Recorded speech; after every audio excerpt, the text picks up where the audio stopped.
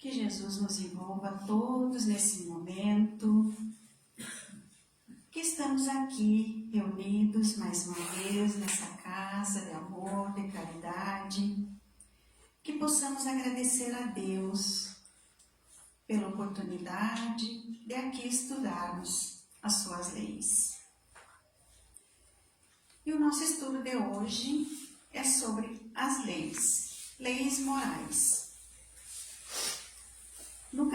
No terceiro parte do livro dos Espíritos, nós vamos encontrar o título Leis Morais. E nós teremos aí 12 capítulos que vão falar sobre as leis. 12 capítulos muito lindos, de muito aprendizado. Nós vamos aqui falar um pouquinho sobre esse capítulo. Lembrando também que o primeiro capítulo do Evangelho segundo o Espiritismo, ele nos fala sobre lei. Ele inicia falando sobre a lei. E Jesus nos fala assim: não penseis que eu tenha vindo destruir a lei ou os profetas.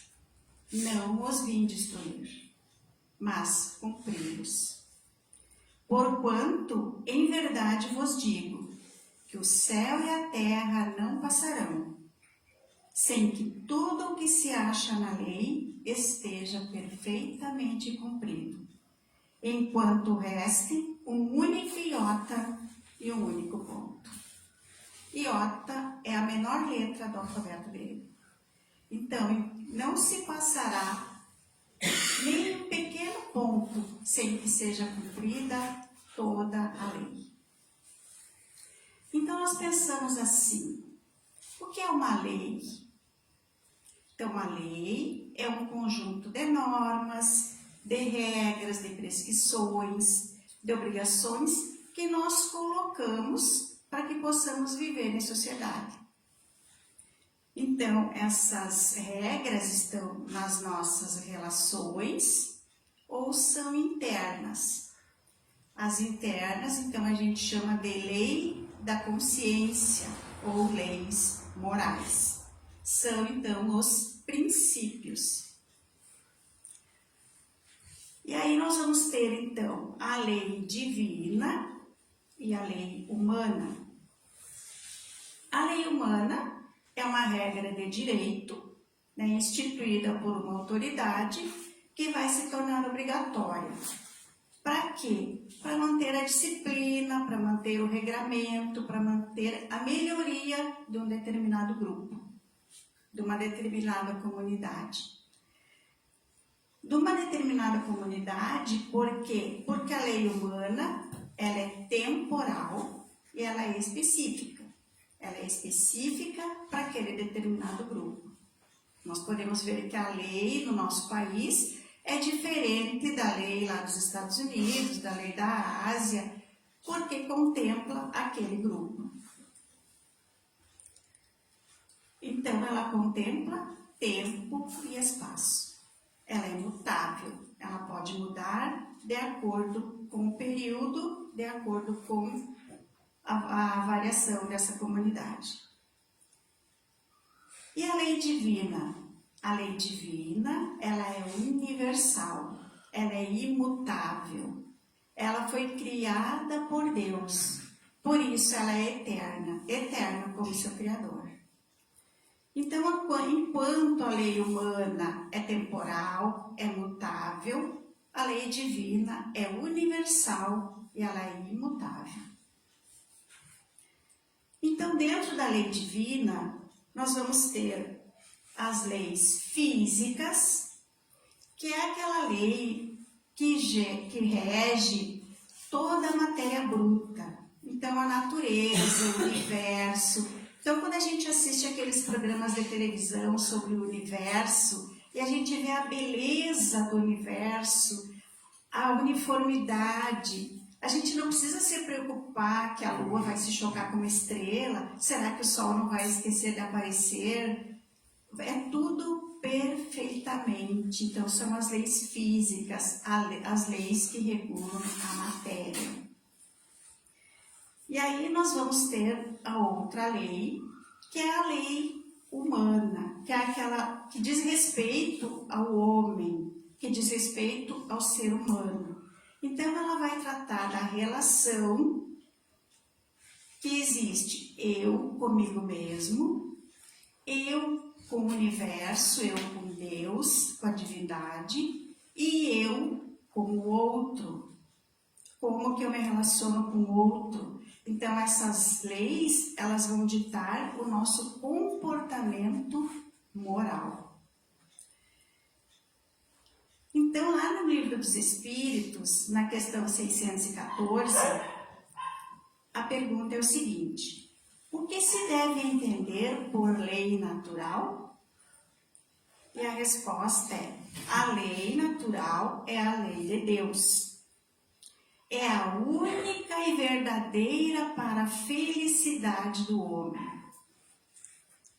Indica-lhe o que deve fazer ou deixar de fazer. E ele só é infeliz quando dela se afasta. Então, aquela lei natural que a gente diz assim, é natural. Então, é natural o direito à vida. Então, eu não tenho o direito de agredir a minha vida ou a vida do meu irmão, porque o direito da vida é natural. Né? Quando a gente tem a gente olha a lei de conservação, é natural que eu proteja o meu corpo, que eu me proteja para que eu não me machuque, para que nada me fira, porque é natural a lei da conservação. E como que a gente é infeliz? Quando a gente ignora ou desconhece essa lei. Então, por exemplo, eu sei que eu não posso ingerir determinado alimento porque me causa mal-estar, porque me faz mal, porque me causa dor. E eu ignoro a lei. Eu vou lá e como aquilo que eu não posso comer. Como que eu vou me sentir mal? Então vem a dor. Então vem a infelicidade, porque eu me afastei da lei. Se nós olharmos a lei da gravidade, que é uma lei natural, e eu ignorar a lei da gravidade, eu atirar uma pedra para cima, essa pedra vai voltar e vai me machucar, porque eu ignorei a lei. Então, é natural que eu me defenda, é natural essa lei, e se eu me afastar dessa lei, eu vou me machucar. Se eu atirar a pedra e ficar ali ignorando a lei, eu vou me machucar. E quando eu me machuco, eu sinto dor, eu sou infeliz. Então, o fato de nós podermos estar estudando sobre a lei já é uma grande felicidade. Porque ninguém em sã consciência vai estar aqui para ser infeliz. Todos nós queremos ser felizes. Então, todos nós devemos nos preocupar em conhecer a lei para podermos viver felizes. Na questão 615, a pergunta é eterna a lei de Deus? E a resposta é: eterna e imutável como o próprio Deus. Então, se Deus criou a lei é perfeita. Ela não vai mudar. Por mais que os anos passem, ela é universal e eterna. E seguindo no livro, ele pergunta: a todos os homens facultou Deus os meios de conhecerem a lei? E eles respondem: todos podem conhecê-la, mas nem todos a compreendem. Os homens de bem e os que se decidem a investigá-la são os que melhor a compreendem. Todos, entretanto, a compreenderão um dia, porquanto forçoso é o progresso que se efetue. Então, a todos nós é possibilitado o conhecimento das leis. Ninguém pode dizer que é infeliz porque desconhece a lei, porque a todos é possível o conhecimento, tanto das leis físicas quanto das leis morais. E aí nós temos que pensar assim, como que eu vou dar conta de todas essas leis? E aí nós temos que agradecer e tem que estar bem ciente em nós a nossa possibilidade das várias existências. Porque é impossível uma única existência para que eu possa, como ele diz ali, investigar todas as leis. Porque investigar aqui é no sentido de vivenciar. Eu posso ir lá no livro dos Espíritos, ler os 12 capítulos, eu conheço toda a lei. Mas isso não é o suficiente para a minha felicidade. A felicidade é eu vivenciar, é eu viver dentro dessas leis. Então, uma única reencarnação é impossível. Então, se nós pensarmos assim, da existência humana, desde lá do homem da caverna, da pré-caverna, até a existência de hoje, foram muitas reencarnações e nós ainda não conseguimos vivenciar um terço de todas essas leis. Então, a oportunidade da reencarnação é para que a gente consiga, porque como ele diz, né? Forçoso é o progresso que se efetua. Todos nós somos fadados ao progresso. Então, cada encarnação, a gente deve se esforçar ao máximo para conhecer as leis e para tentar se esforçar para viver dentro dessa lei. Porque nós sabemos que tudo aquilo que a gente aprende nessa encarnação segue no nosso espírito. E quando nós voltamos para outra encarnação, aquele aprendizado está em nós.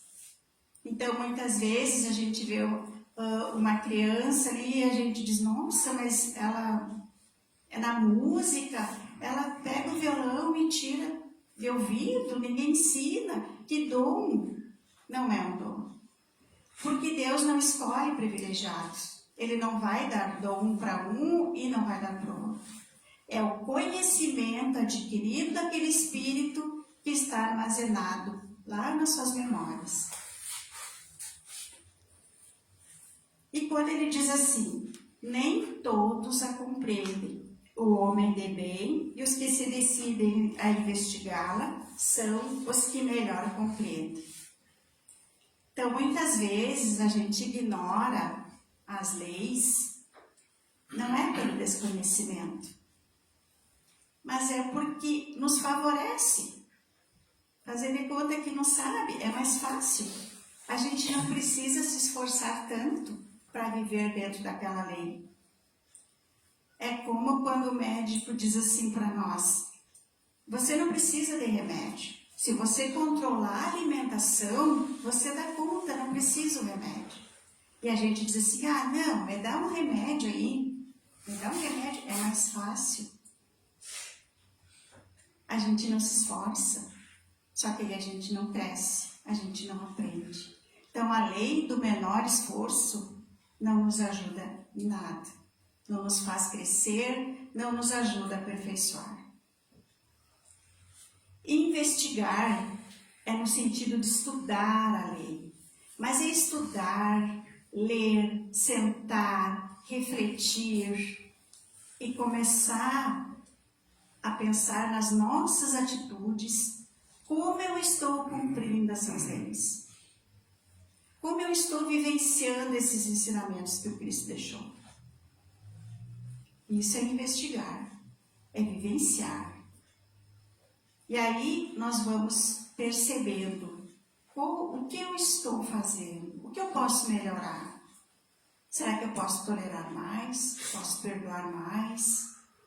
Posso me doar um pouco mais? Posso ser mais paciente? E a gente começa a mudar o comportamento. Aí a gente começa a realmente investigar a lei. E a próxima pergunta, Kardec pergunta, onde está escrita a lei de Deus? E a resposta é, na consciência. Então, se a gente perguntar para um judeu onde está a lei de Deus, de repente ele vai dizer, está no Torá. Se a gente perguntar para um muçulmano, ele vai dizer no Alcorão. Se a gente perguntar para um católico, ele pode dizer na Bíblia. Se a gente perguntar para um espírita, ele vai dizer, está na minha consciência. Porque a lei está na nossa consciência. Então, quando a gente fere a lei, a gente fere essa luz que está dentro de nós. Por isso a dor, por isso a infelicidade. E aí, na letra A dessa questão, Kardec diz assim, visto que o homem traz na sua consciência a lei de Deus, qual a necessidade de não ser revelada? Então, se está na nossa consciência, para que a gente precisa estudar? E eles respondem, ele, o homem, né, o ser humano, ele a esquecera e despreza. Quis então Deus que lhe fosse lembrado.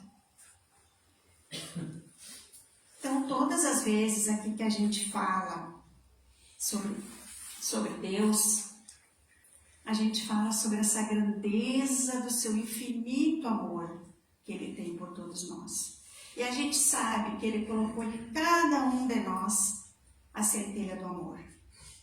E essa centelha do amor que está na nossa consciência são as suas leis.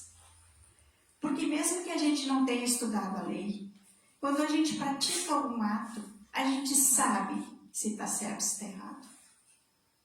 Às vezes até a gente se questiona, mas está certo, e a gente disfarça que não percebe. Mas a nossa consciência sempre nos diz se está certo ou se está errado. Então, muitas vezes a gente não escuta. A gente não busca lá na consciência o aconselhamento. Até porque a gente não quer ouvir. A gente quer praticar daquela forma. Então, quando a gente percebe que a lei está na nossa consciência e que está na consciência de cada um, a gente consegue nos compreender melhor e a gente começa a compreender melhor o outro. E a gente começa a perceber essa pequena diferença que pode existir entre nós e entre o outro. Muitos pela falta de conhecimento. Então, a gente pensa assim, acontece alguma coisa lá na minha casa, eu preciso de uma assistência técnica para consertar alguma coisa, eu chamo assistência técnica. Ele vai lá e me diz, o valor é X. E eu estou ali analisando, e daí ele diz assim, o técnico diz assim, mas olha, se você fizer comigo aqui por fora, é metade do X. E a gente pensa assim, eu não estou fazendo nada errado, eu não estou roubando ninguém, quem está fazendo é ele. Então é ele que vai responder. É um grande engano. Nós estamos participando do erro, junto com aquele irmão. Ele não conhece a lei, eu conheço a lei. Ele vai ter a atenuante de não conhecer. Eu vou ter o agravante de conhecer e saber que está errado. E aí a gente vai lá e conta para o outro irmão que aconteceu aquilo que a gente fez, que pagou só metade, esperando a aprovação do outro, porque a gente sabe que está errado. Esperando que o outro nos diga, tá certo, o mundo é dos espertos. Mas eu sei que o que eu economizei ali, eu vou perder logo ali na frente. Na outra questão, Kardec pergunta, qual o tipo mais perfeito que Deus já ofereceu ao homem para servir de guia e modelo? E a resposta mais curta de todo o livro dos Espíritos, Jesus. Então, se nós pensamos em Jesus, se nós temos Ele como guia e modelo, nós vamos ficar perdidos. Por quê?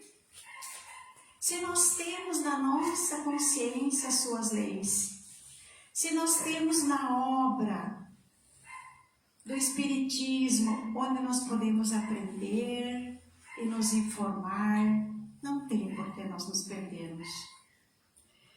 Então nós vamos perceber que Moisés veio trazer a primeira revelação. Veio trazer as leis, veio preparar para a vinda do Cristo. E aí veio o Cristo, a segunda revelação, que veio nos falar de amor e que sintetiza todas essas leis na lei de amor. Amar a Deus de todo o teu coração e ao próximo como a ti mesmo. Todas as leis têm base nessa lei. Então, e aí vem o Espiritismo, a terceira revelação, para tirar o véu dessas leis, para esclarecer, para nos falar desse amor, para nos falar da reencarnação, para nos falar da comunicação com o plano espiritual. Então, retira todos os véus. Então, a gente tem tudo isso à nossa disposição. O que está nos faltando? Está nos faltando a boa vontade. A vontade de aprender, a vontade de buscar, a vontade de pensar nesse Pai amoroso, bom e justo, que nos permite todo esse conhecimento, todo esse aprendizado e que nos dá a oportunidade de reencarnação para que a gente possa praticar. Está faltando nos conectarmos com esse irmão querido que nos ama e que está sempre conosco, pronto a nos ajudar. Então, que Jesus permita que possamos sempre refletir. Que Deus nos abençoe a todos nós.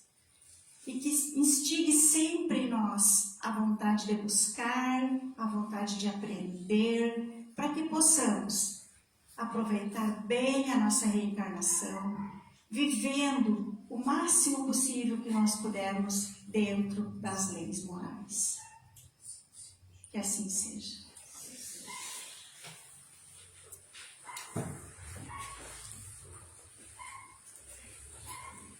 Nos preparemos então para o passe, fazendo essa conexão com a espiritualidade, sentindo a presença desses queridos irmãos que estão aqui conosco,